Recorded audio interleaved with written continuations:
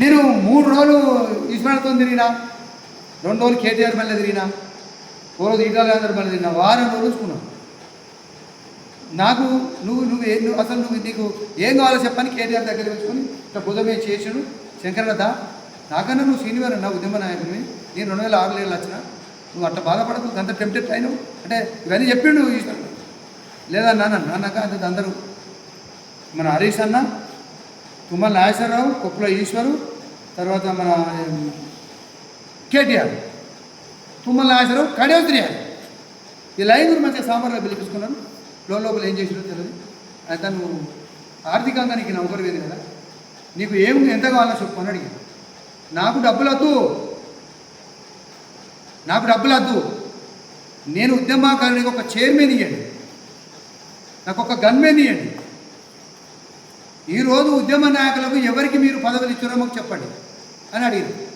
కేటీఆర్ కిసగిస నవ్వి నన్ను మన భుజం మీద తీసుకొని, శంకర్ నువ్వు అన్న పదవి నేను ఇస్తాను, ఇప్పుడు ఈ 5 ఏళ్ళలో కాదు, నెక్స్ట్ ఎన్నికలు మనకు వస్తాయి, వచ్చినాక మీకు ఇస్తాం అని అన్నాడు. లేదన్నా నాకు అది ఇత్తని తీసుకుంటే లేకుండా, లేదు నువ్వు నీ ఆలోచన చేసుకో, నీకు అప్పు ఎంత ఉన్నది, ఎంత నీకు బ్యాలెన్స్ ఉంటే నువ్వు బతుకుతావు, ఈ కుటుంబం అందరికీ చేద్దాం, కానీ నువ్వు నీ బాధ ఉన్నదని నువ్వు వేరే రూట్లో పోతావనేది మాకు తెలిసింది కాబట్టి అది నువ్వు మానేసుకో, నీ మైండ్లోకి తీసి అని చెప్పడం జరిగింది. కాబట్టి నేను 2-3 రోజులకు ఒప్పుకోవాలి.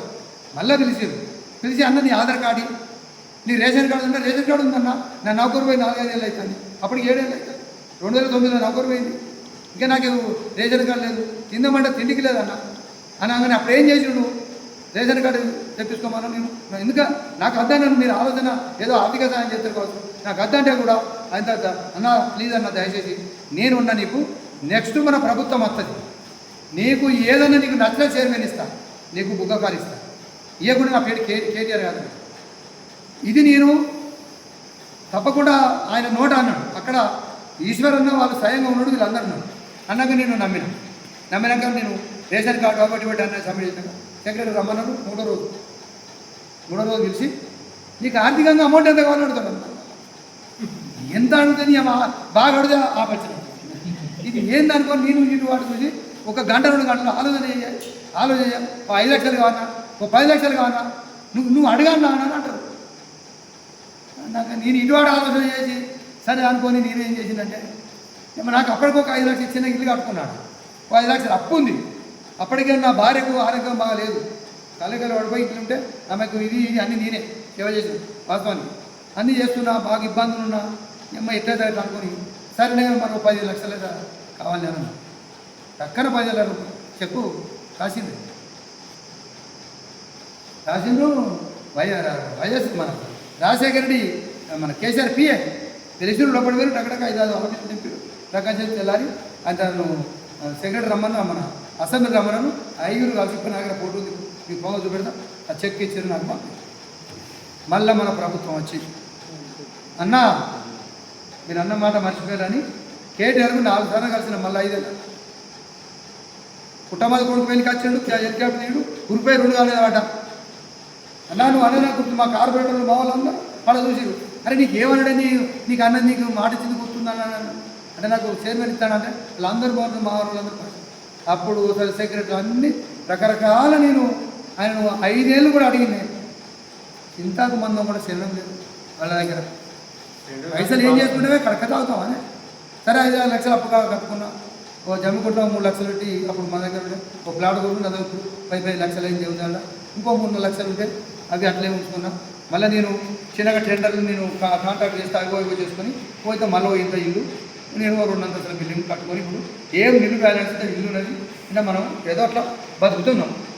అయితే నేను ఇవన్నీ మీకు ఎందుకు చెప్పిందంటే, ఇంత కష్టపడితే తెలంగాణ ఉద్యమకారులకు ఎక్కడ పదవులు లేవు, ఎక్కడ జడ్పీసీలు లేవు, ఎంపీటీసీలు లేవు, ఎమ్మెల్యేలు లేవు, మంత్రులు లేవు, ఆఖరికి ఏమి లేదు అన్న, ఏమి లేవు. మాకు ఆర్థికంగా సాయం చేయండి, తెలంగాణ ఉద్యమకారులకు 5,000 పెన్షన్ ఇవ్వండి అన్న, ఓ 10,000 చేయండి. మీరు చేస్తే మళ్ళీ మీరు ఉన్నాక మళ్ళీ పెంచుతారు. 250 ఇంటికి మన కూడు గుట్ట ఇల్లు ఉండాలి కదా, కష్టపడ్డామన్నా. ఇలా 10 పైసలు 20 పైసల మందం శ్రీమంతులు ఉండదు, కానీ అంతా లేని వాళ్ళమే. నేను ఇది వేసుకొని తిరిగితే మన వాళ్ళు అన్నాడు, అన్న ఎవరు అన్నారు, ఈ కన్వేషన్ పిచ్చోడా అనే ఊగే కన్వలు చేయడు, 24 గంటలు అన్నంగా అయితే ఇట్లా అన్నాడు. నేను పాదయాత్ర అయితే కూడా మీరు అక్కడ మన మన ఇది మన గోదావరి కానీ కోసమ్మ మైదానంలో ఇదే ఈటలరాజును మా ఈశ్వరుని అన్నాడు. అంటే నా జెండాని 10 ఫీట్ల జెండానే ఇప్పుడే నాయన ఫోటో ఉంది నేను గ్రూప్లో పెట్టాను. 10 ఫీట్ల జెండా అంటే అన్నం తినేటప్పుడు కూడా జెండా గిట్ట పెట్టుకొని తినేది. నాగరికి ఈటల జెండా ఇది పక్క పెడదా అంటే అన్న ఇది ఎత్తుకపోతాం మరి నాకు జెండా ఇచ్చారన్న జెండా నాకు అన్న ఇది ఎత్తుకపోతే ఎవరు అడిగితే అన్ని 10-20 జెండా ఉంది నా జెండాకు. టీఎస్ గౌడు వాళ్ళు నవ్వీరు అన్నది అంటే నేను అట్లా కష్టపడి పనిచేసిన వ్యక్తిని కాబట్టి నేను ఎందుకు చెప్తున్నాను, ఇక బాగా చరిత్ర 14 ఏళ్ళు కష్టపడ్డది చెప్తే కూడా మన వాళ్ళు ఎంత బాధపడరో అంతకన్నా రెట్టింపులు బాధపడ్డాం ప్రతి ఒక్కరు పల్లెటూళ్ళల్లో. నేను ఎక్కడ వెనక ఇదే బాధ చెప్తాను. ఇలా మనం తిండి లేకుండా ఇలా స్వాతి చెప్పింది కదా, అంటే తెలంగాణ గారికి మా చౌరస్తకు 4 కిలోమీటర్ల దూరం ఉంటుంది నడుచుకుంటూ వచ్చింది. అంటే వాళ్ళ భార్య కూడా వాళ్ళ భర్త కూడా పాపం సహకరించుడు. మా మా లక్ష్మక్క కూడా రాత్రి అంటే వీళ్ళు దూరం చేరుకుంటారు కదా, వాళ్ళు మళ్ళీ దూరం దగ్గరలో పడుకొని అంటే అట్లా కష్టపడి ఉద్యమకాలం పనిచేసినామన్న. అందుకనే మనకు 10 ఏళ్ళు ఉద్యమ నాయకుడు తెలంగాణ ఇచ్చిన దేవుడే కేసీఆర్. మనం ఆయన తప్పుపడతలేము, కానీ ఉద్యమకారులకు అన్యాయం చేసిన పెద్ద ద్రోహి అని నాకు అనిపిస్తున్నది. ఉద్యమకారులను కేసున్న వాళ్ళు గుర్తించి మనకు ఎంతో కొంత 5,000 ఇస్తాము. అయ్యో ఇలా 10,000 అవు 20,000 అవు. ఇలా మన కాలేకలు పిల్లలకి ఎప్పటికీ కాలేకలు ఉంటాయి. తెలంగాణ మా మనవరాలు ఉన్నారు. మా తాత తెలంగాణ ఉద్యమకారులు పనిచేస్తే మా తాత పిలిచేస్తుంది. ఇక మా తాతకి భూమి ఇచ్చిరు, ఇల్లు ఇచ్చిరు, ఒక పేరుగా కదా సత్యనారాయణ ఏమని మనం ఏవురా. కాబట్టి గది మన కేసీఆర్ ఎందుకు చేయాలనే ఒక బాధ ఆవేదన మన తెలంగాణ ఉద్యమకారులలో 55,000 మంది ఉన్నారు. మీరు సేకరించిన ఇప్పుడు అంటే ఎక్కువ ఇంకో 5,000 10,000 ఎక్కువ తక్కువ కావచ్చు. ఎగ్జామ్ మన అంటే ఉదాహరణకు మేము సేకరించిన మందికి అంతమందికి నువ్వు ఇలా 500 పిలిచి 1000 ఎత్తిరి, 1000 ఉన్నది 2,000 ఎత్తిరి. అలా 10,000 చేసి నీకు తెలంగాణ ఉద్యమకారుల కొరకు కష్టపడ్డ వాళ్ళకు 5,000 చెప్పాను. నీ హస్తులా 5,000 చేసి మళ్ళీ ప్రభుత్వం వచ్చినాక 10,000 చెప్పాను.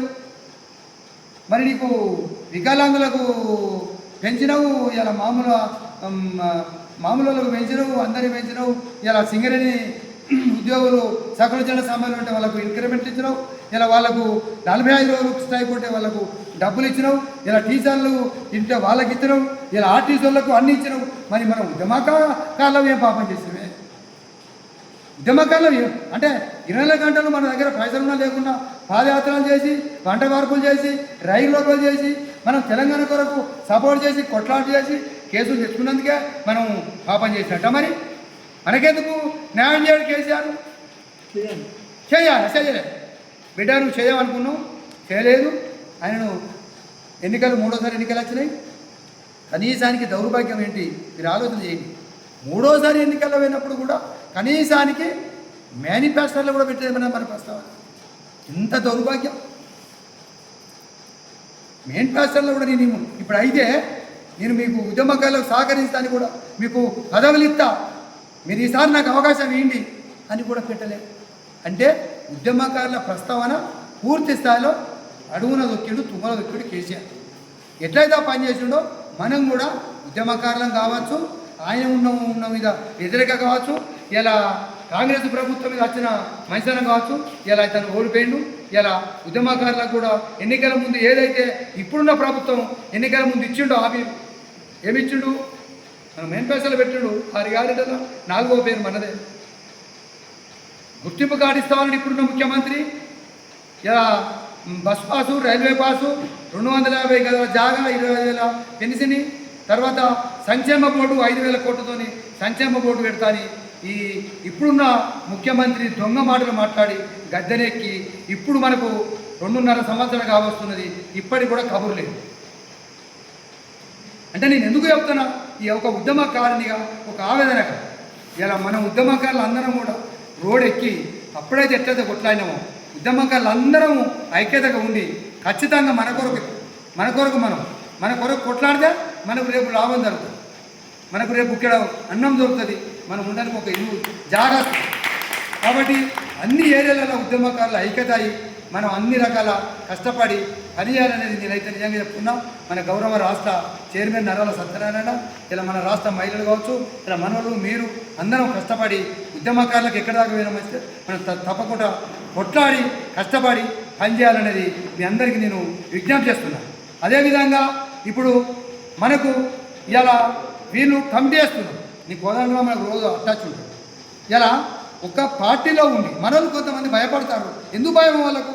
నేను బీఆర్ఎస్లో ఉన్నా, నేను టీఆర్ఎస్లో ఉన్నా, నేను నేను కాంగ్రెస్లో ఉన్నా, నేను బీజేపీలో భయపడతాను. అరే ఉద్యమకారునికి రావా నువ్వు? ఉద్యమకారునిగా రా. నీవు బీఆర్ఎస్లో ఉంటే రేపు ఎన్నికలప్పుడు నువ్వు కారు గుర్తుగా ఓటేసుకో, నువ్వు పూ గుర్తుకు ఓటేసుకో, నువ్వు చేయి గుర్తుకు ఓటేసుకో. అప్పటి వరకు ఉద్యమకారులు అక్కడ కూడా కొట్లాడుతున్నారు అమ్మంటే మనలో కొంతమంది అనుమానపడుతున్నారు. దయచేసి అనుమానం తీసేసి కేవలం నేను ఉద్యమకారునే, నేను రాష్ట్ర వైస్ చైర్మన్ కాదు, మీ దానిలో ఒకరిని ఉద్యమకారుని. ఎంతో అంతో తెలివి దేవుడు నాకు ఇచ్చింది కాబట్టి కొంచెం మనకు కొంత ఇవన్నీ చెప్తే వాళ్ళు కూడా మోటివేట్ చేస్తున్నాయి. ఆ రోజు కేసీఆర్ అయితే ఎట్లయితే అందరినీ 3.5 కోట్ల ప్రజల ఐక్యత అయితే తెలంగాణ వచ్చిందో, ఇలా తెలంగాణ ఉద్యమకారులను ఒక ఐక్యత తీసుకురావాలి, తెలంగాణ ఉద్యమకారుల ఐక్యతగా పెట్టాలనే ఆలోచన మాకు వచ్చింది. కాబట్టి దయచేసి ఇప్పుడు మనందరం అంటే ఆల్రెడీ గవర్నమెంట్ ప్రాసెస్లో ఉంది, మన దృష్టి ఉంది, కానీ మనం పోరాడితే పోయేది ఏం లేదు, బానిస సంఖ్యలు తప్ప అనేది ఆ రోజు మనం వెనకట మన కార్మిక సంఘాలు ఈ వరుస తీసుకొచ్చింది. కాబట్టి మనం కూడా ఉద్యమకారులకు పెద్ద పోరాటం కొత్త కాదు. మన వాళ్ళు చెప్పినట్టు ఇలా ఎంతమంది పాపం మన అన్న చెప్పిన ఇది సుతారు మన మల్లేష్ అన్న చూసినావా ఎంత బాధపడుకుంటూ చెప్పినంటే నిజంగా మన చేతులు ఏం లేదు, మనం చేయని పరిస్థితి. ఇలా ప్రభుత్వం వచ్చినాక కూడా వాళ్ళు చేయకుండా మనం అంటే ఎట్లా కనబడుతున్న వాళ్ళకు ఇలా ఏంటి పరిస్థితి? వీళ్ళతో ఏం కాదనుకుంటాం. ఇలా బలవంతుడు నాకేమని బలహీనతో నిగ్రహించి పలుకుటే బలవంతమైన సర్పం చలి సీమల చేత చిక్కి సావదు సుమతి. నీ 3వ తరగతి నాకు పద్యం మీ అందరూ కొంతమంది తెలుసు, 3వ తరగతి పద్యం ఉంది. అంటే అది సర్పం పెద్దగా దొడ్డున్నారు. కానీ ఇలా ఉద్యమకారులు కావచ్చు, అమరవీరుల కుటుంబాలు కావచ్చు, ఇలా కళాకారులు కావచ్చు, వీళ్ళందరూ ఒకటైతే ఏ ప్రభుత్వమైనా ఏదైనా దిగి వాళ్ళు వస్తారు, మనకిస్తారు, మనకు నమ్మకం ఉంది. కాబట్టి మీరు అందరూ కష్టపడి పనిచేయాలి. ఇలా విజయశాంతి మాట్లాడింది మీరు విన్నారు కదా, ఏం చక్కగా మాట్లాడింది తల్లి. మా ఉద్యమకారులు 2.5 సంవత్సరాలు అయింది కమిటీకి కాలక్షేపణ చేయకుండి అని నిండు అసెంబ్లీలో మాట్లాడింది. ఎంత చక్కగా మాట్లాడింది. నేను నీ మర్చిపోయిన మీకు దీని ముందు అసెంబ్లీలో పూర్తి స్థాయిలో ఉద్యమకారుల ప్రస్తావన బీఆర్ఎస్ పార్టీ కానీ, బీజేపీ పార్టీ కానీ, కాంగ్రెస్ పార్టీ కానీ మా ఉద్యమకారుల ప్రస్తావన తీసుకురావాలా అని మేము ఎన్నిసార్లు మొరబెట్టినా, శ్రీధర్బాబు కూడా లెటర్ ఇచ్చినాము, ఇలా ఎమ్మెల్యేలకు మా మక్కన్ సింగ్ ఇచ్చినాము, అందరికీ మంత్రులకు ఇచ్చినా కానీ చలనం లేదు. 30 తారీఖు నాడు నేను ట్యాంక్ ఎక్కిన గోదావరిఖండ ట్యాంక్ ఎక్కిన ఆత్మహత్య చేసుకుంటున్న ఆత్మహత్యతోనైనా కానీ ఇలా మా ఉద్యమకారులు బాగుపడతారు. మొత్తం పోలీసులు ముట్టడించి నన్ను గురకించి దించారు. నా మీద 2 కేసులు అయినాయి. 30 తారీఖు పైన అసెంబ్లీ నడిచినప్పుడు మీరు చూసిన కావచ్చు. నేను 11 గంటలకు ఎక్కి 2:30కు దిగిన, 3:30కు విజయశాంతి మాట్లాడి అదే రోజు మాట్లాడి. అంటే ఎందుకు చెప్తున్నాం మన ఈ ఆవేదన, ఈ బాధ అంటే మనలో కసి, మనలో ఉన్న బాధ, మనలో ఉన్న ఒక స్ఫూర్తిని మనము పబ్లిక్ తీసుకుపోవాలి. పబ్లిక్ కూడా మన దిక్కు డైవర్ట్ చేయాలి. వాస్తవమే కదనా? తిరిగిండు ఇవాళ ఊళ్ళో ఎవరు తిరిగిండు అంటే ఇక్కడ మీరు తిరిగిన పేరు ఊళ్ళో చెప్తారు. ఎక్కడ కూడా కష్టం వృధా పోదు. మీ ఊళ్ళో ఎవరు తిరిగినా పలానా తిరిగిర్రు పాప కేసులు అనేవి కానీ వాళ్ళు చెప్తారు. దీన్ని మన మండల లెవెల్లో, గ్రామ లెవెల్లో తీసుకపోతే ఆ మామూలు ప్రజలు కూడా ఎందుకు ఏరు ఉద్యమకాలు కానీ మనతో తోడవుతారు. అప్పుడు మనకు అన్ని అవకాశాలు వస్తాయి. కాబట్టి ఇప్పుడు మనం చేయవలసిన పని ఏంటంటే ఉద్యమకాలందరినీ ఐక్యత చేయాలి, వేదికకు తీసుకురావాలి, వాళ్ళ కేసున్న వాళ్ళను రిజిస్టర్ చేయాలి, గ్రూపులు చేయాలి, మనం ప్రతి కాడ మీటింగులు పెట్టాలి, ప్రతి కాడ మనం ప్రెస్ మీట్లు పెట్టాలి. తప్పకుండా ఇప్పుడు ఉన్న ప్రభుత్వాన్ని మెడలు వంచి వాళ్ళు ఇచ్చిన హామీలే ఇలా ఉన్న ప్రభుత్వం ఏం చేసింది? 6 గ్యారంటీలు ఇచ్చే 420 హామీలు ఇచ్చే ఇవి ఎక్కడ పోయినాయి? ఒక్క మహిళలకు ఇచ్చి వాళ్ళకు చీకలు పట్టుకునే కొట్లాడ చేసింది. ఏం చేయలే ప్రభుత్వం, కూడా ఏం చేయలేదు. 2500 మహిళలకు ఇస్తామని ఇచ్చిందా? గ్యాస్ బోతులు అందరికి ఇచ్చిందా? కరెంటు బిల్లు అందరికి వచ్చిందా? కాలేదు కదా. ఇలా తులం బంగారం కళ్యాణ లక్ష్మి ఇచ్చుకుంటా తులం బంగారం ఇస్తాను ఇచ్చిందా? ఇలా 2000కు 4000 పదహారు చేస్తామని ఇచ్చిందా? ఇలా 4000కు 6000 చేస్తామని ఇచ్చిందా? ఏమి పట్టుకనే తుపాకులు అని మాటలు మాట్లాడతారు ఇప్పుడున్న ముఖ్యమంత్రి. ఈ తుపాకులు మాటలు మన ఉద్యమకారుల దగ్గర నడవై ఖబర్దారని చెప్తున్నా. ఎవరికి? ముఖ్యమంత్రికి. తక్షణమే మీరు జూన్ 2 తారీఖు లోపల కనుక ఉద్యమకారులకు ప్రకటన చేసి నిజమైన ఒక జీవో తీసి నిజంగానే మీరు ప్రకటన చేసి జీవో తీసి మీరు కమిటీ చేసి కనుక చేయకుంటే మా ఉద్యమకారుల వేదిక పక్షాన మేమందరము మీ ఇల్లు ముట్టడిస్తాం, మీ అసెంబ్లీ ముట్టడిస్తాం, ఎంతకైనా తెగిస్తాం అనేది ఈ యొక్క సభాముఖముగా నేను తెలియజేస్తున్నాను. ఎందుకంటే నీకు 2.5 ఏళ్ళు అయితే నీకు సోయి లేదా, నీకు జ్ఞానం లేదా? నువ్వు అందరికీ సహాయం చేస్తాను, ఉద్యమకారులు కూడా నువ్వే కదా మేనిఫెస్టోలో పెట్టింది. మరి నువ్వెందుకు అమలు చేయవు? తప్పకుండా నువ్వు చేస్తా అంటే నువ్వు చేయాలనేది ఈ యొక్క సందర్భంగా మేము ప్రభుత్వాన్ని మన ఉద్యమకారుల పక్షాన, ఉద్యమకారుల వేదిక పక్షాన హెచ్చరిస్తున్నాం. మేము వేడుకుంటున్నాం, కోరుకుంటున్నాం. ఒకవేళ వేడుకుంటున్నాం, కోరుకుంటున్నాం, ఒకవేళ చేయకుంటే హెచ్చరిస్తాం, డిమాండ్ చేస్తాం, తర్వాత మనం ధర్నాలు చేస్తాం. అన్ని రకాల సిద్ధంగా మీరు ఉండాలనేది ఈ యొక్క సందర్భంగా తెలియజేస్తున్నాం. కాబట్టి ఇలా నేను మిమ్మల్ని అందరినీ ఒకటే కోరుకునేది, మనం సిర్పూర్ నియోజకవర్గంలో ఖచ్చితంగా మీరందరూ కష్టపడి 7 మండలాల్లో ఎంతమంది ఉద్యమకారులు తయారు చేశారు పనినే మీరు ఉండాలి. ఉద్యమకారులు ఒక్కొక్క మండలానికి ఒక గ్రూప్ పెట్టారు, నియోజకవర్గం ఒక గ్రూప్ ఆల్రెడీ పెట్టిన.